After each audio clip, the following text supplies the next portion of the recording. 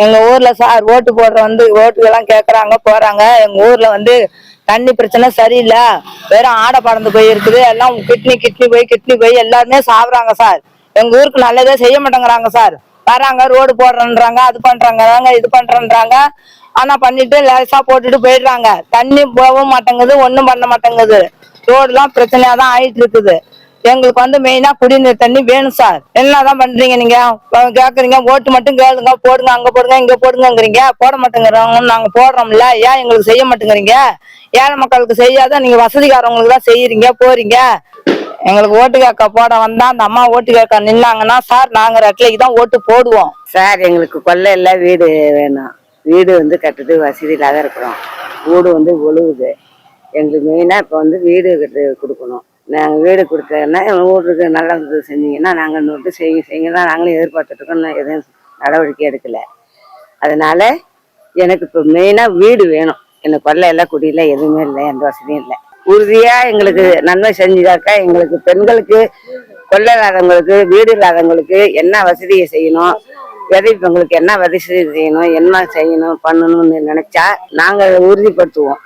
அதே மாதிரி நீங்க உறுதிப்படுத்தி எங்களுக்கு கொடுக்கணும். நாங்க ரெட்டலைக்கு போறது உண்மை. நாங்களும் வீட்டுக்கு தான் அலைஞ்சிட்டு இருக்கோம் சார்.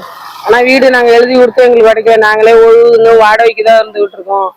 எங்களுக்கு ரெட்டலைக்கு போடுறோம் சார். நாங்க எங்களுக்கு என்ன செய்யறாங்களோ அதை நாங்க செய்யறோம். ரெட்டலைக்கு போடுறோம். எங்களுக்கு ஒன்றும் பிரச்சனை இல்லை. யாரு எங்களுக்கு நல்லது செய்யறாங்களோ அவங்களுக்கு போடுவோம். நாங்கெல்லாம் கேட்டு பார்த்து தரேன்னா நாங்களே போய் சின்னதா ஒரு சீட்டு போட்டுக்கிட்டு இருக்கிறோம். வாடகைக்கு இருந்து பார்த்து எங்களால வாடகை கொடுக்க வைக்கலான்னு நினைக்க வேலைக்கு கூலி வேலைக்கு போறோம்.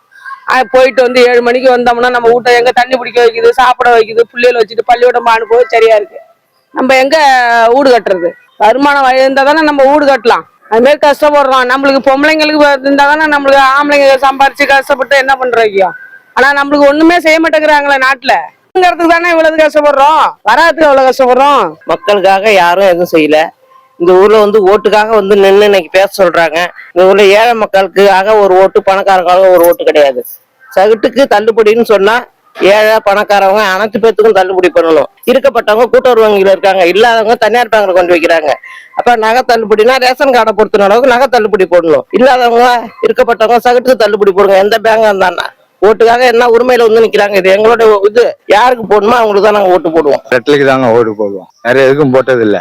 ரெட்ல தவிர எதுக்கும் ஓட்டு போட்டது இல்லை. நான் ஊர்ல எல்லாம் செய்யறாங்க, ஆனா நம்மளுக்கு எதுவும் செய்ய மாட்டேங்கிறாங்க. ஆமா, தண்ணி பிரச்சனை இருக்கு. தண்ணி எல்லாம் வெளியூருக்கு அனுப்பிட்டு இருக்காங்க. நம்ம ஊருக்கு தண்ணி சரியில்லாத தண்ணியா விட்டுட்டு இருக்காங்க. அதனால புள்ளிகளுக்கு எல்லாம் சீக்கு வருது. தண்ணி தக்க டைமுக்கு நடவடிக்கை எடுக்க மாட்டேங்கிறாங்க.